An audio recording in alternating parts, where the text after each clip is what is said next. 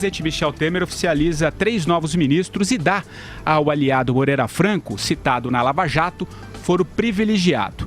Moreira Franco assume que foi a recriada, Secretaria-Geral, o tucano Antônio Embaçaí para a Secretaria de Governo, que já existe, e a desembargadora aposentada Luiz Linda Valois para o Ministério dos Direitos Humanos. Vou começar com você, Vera. Claro que a gente vai falar muito dessa manobra para encaixar o Moreira Franco, mas cadê um pouquinho esse discurso de austeridade? Nós temos 2 novos ministérios sendo criados também, não, Vera? E mais engraçado é que esses 2 ministérios foram extintos pelo Temer quando ele assumiu, naquela disposição dele de dizer que ia deixar a máquina mais enxuta. Aí, primeiro, ele foi muito criticado por não ter mulheres, por não ter negros e pelo papelão que aquele menino da juventude fez na época da crise carcerária ao defender que houvesse um massacre por dia e etc.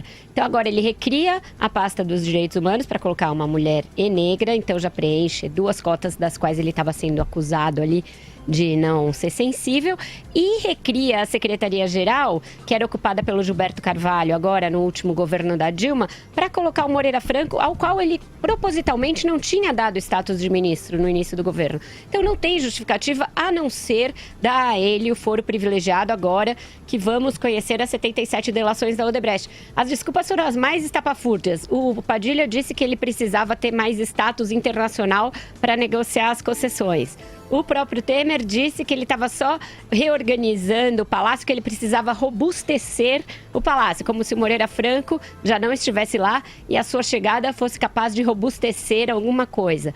Lembrando que Moreira Franco é citado 34 vezes nas delações, na primeira delação que vazou da Odebrecht, daquele lobista Cláudio, e ele era chamado de Angorá, miau, nas planilhas da propina da Petrobras. E aí, Andreasa?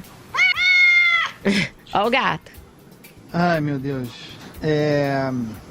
O que dizer disso, né? Eu só complementando, não acho que dê para comparar a situação do Moreira à situação do Lula, quando foi indicado pela Lula, eu ia falar, pela Dilma para a Casa Civil, porque o Moreira já estava no governo, ele ascende, o Lula estava fora, naquele caso era muito escancarada a manobra. Então, porque os petistas já estão alardeando, é preciso fazer diferença sobre as coisas, o Moreira já estava no governo e tal. Para além disso, sinceramente, acho muita marola nesse caso. E também tem isso, né? Você vê que a gente está falando sobre um ministro, agora ministro, citado não sei quantas vezes numa delação vazada. E a gente vive nesse mundo da suspeição, em que qualquer atitude do governo pode ser entendida como uma artimanha política para proteger, para garantir prerrogativa de foro. Tudo porque no Brasil os processos não conseguem tramitar como deveriam, então tem vazamento, todo mundo está sob suspeita no Brasil. Eu não acho isso bom, acho péssimo, acho inclusive péssimo porque o governo, que é ruim, que é fraco, não consegue andar. Mandou mal o presidente Temer, Madureira?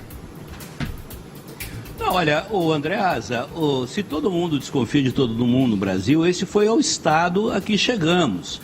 Isso não veio do nada. Infelizmente, concordo com você, é horrível você viver num país com esse clima de caça às bruxas, né?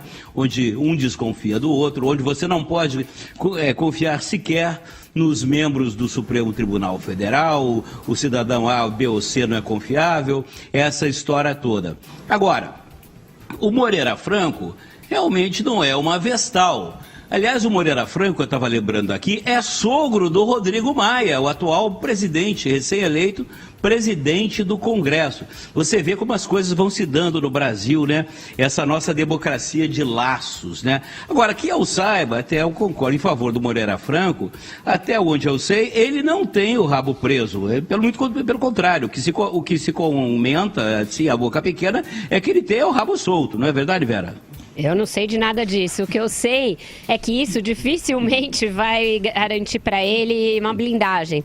Porque ele pode ganhar o foro privilegiado sendo nomeado ministro, mas a depender do que houver nessas delações, citando ele em propina, recebimento de dinheiro para o PMDB do Rio, que já está mais sujo que pau de galinheiro e etc., ele vai cair. Então você vai ter criado um ministério, criado toda uma estrutura de um ministério para uma pessoa, personalizado numa pessoa, que pode cair a qualquer momento de Maduro se a sua situação for insustentável. E o que eu ouvi em Brasília, de várias pessoas que já tiveram acesso a esse material das delações, é que a situação dele é sim muito complicada. Tanto a dele quanto a do ministro da Casa Civil, Eliseu Padilha, que são os dois mais próximos auxiliares do presidente Michel Temer. Seria mais complicada que a de outros políticos que são citados como tendo pego dinheiro para a campanha, segundo uma fonte me diferenciou ali. Esses dois PMDBistas estariam alvejados em quase todas as delações. Na do Benedito, nessa do Cláudio Melo, que já vazou, na do próprio Marcelo Odebrecht. Vão ser citados múltiplas vezes por vários delatores. Então, de nada terá adiantado essa blindagem, terá ficado feio. Espera só um minutinho, Andreasa. Terá ficado feio, claro. Terá sido contraditório com aquele discurso da austeridade e da redução da máquina, para nada. Diga, querido. Não, se vê como é que estão os ânimos no Brasil, né, e a compreensão do que seja liberdade para se expressar, para dar opinião. Tem um leitor nosso aqui no YouTube dizendo que, por causa da opinião que eu manifestei agora, simples, eu sou comprado. Paulo Vinícius. Comprado por quem, meu filho? Você acha que um cara que expressa aqui nesse programa e em todos os lugares as opiniões que eu expresso abre alguma porta? Eu só fecho porta. Então, por favor, tenha respeito com quem emite opinião e com a nossa liberdade aqui de opinar, de você discordar, da gente errar, sem achar que quando a gente fala alguma coisa que o desagrada, nós somos comprados ou estamos à venda. Não funciona assim. Aqui não funciona assim, eu não sei nos ambientes em que você transita. Acho que uma boa medida aí para os ouvintes, para os leitores, para as pessoas em geral no Brasil, foi dada ontem. O presidente Fernando Henrique, num gesto bastante cavalheiro, foi até o Hospital Sírio-Libanês e deu um abraço no ex-presidente Lula, que é seu adversário político em tudo. Já trocaram farpas muito sérias na política, mas foi lá abraçá-lo pela morte cerebral da dona Marisa, como Lula, exatamente, gesto, né, de 2008, quando o Lula foi no velório da dona Ruth. Então essa seria uma maneira, uma medida, uma régua boa para a gente estabelecer padrões aqui de debate político no Brasil, pessoal. Isso mesmo. Né Madureira? Andreasa. Não, Andreasa, não liga não. Andreasa, os cães ladram e o Andreasa passa. É assim que funciona.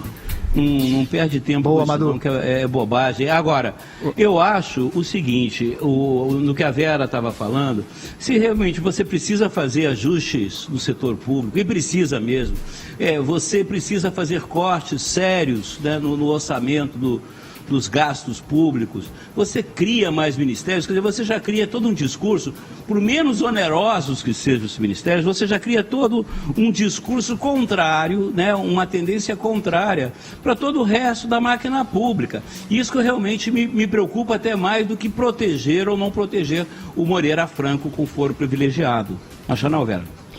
Acho que é por aí mesmo e, enfim, não vai ter sido uma medida que expôs o presidente, que o deixou sem discurso e pode ter sido extremamente inócua já começar nesse fim de semana, que é quando devem começar os vazamentos. Então vamos esperar ver se ele resiste a uma semana como ministro, Patrick.